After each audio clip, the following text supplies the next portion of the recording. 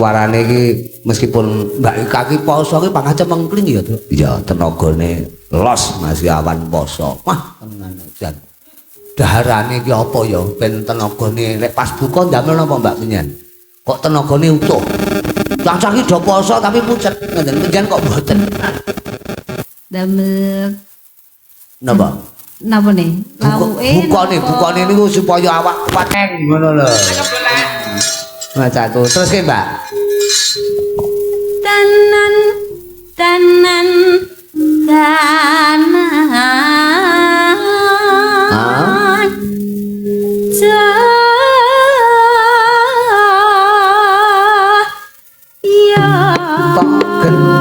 Gentok celung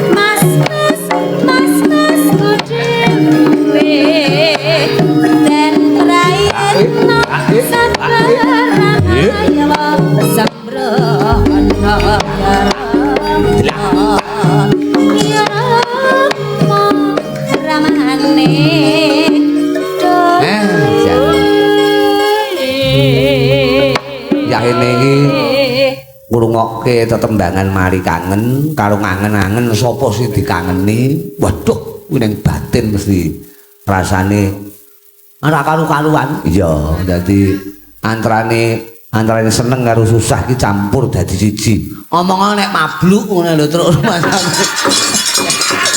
Ora ngono, Gong.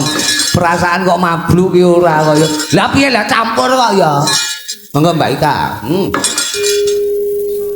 Ngisar karo ana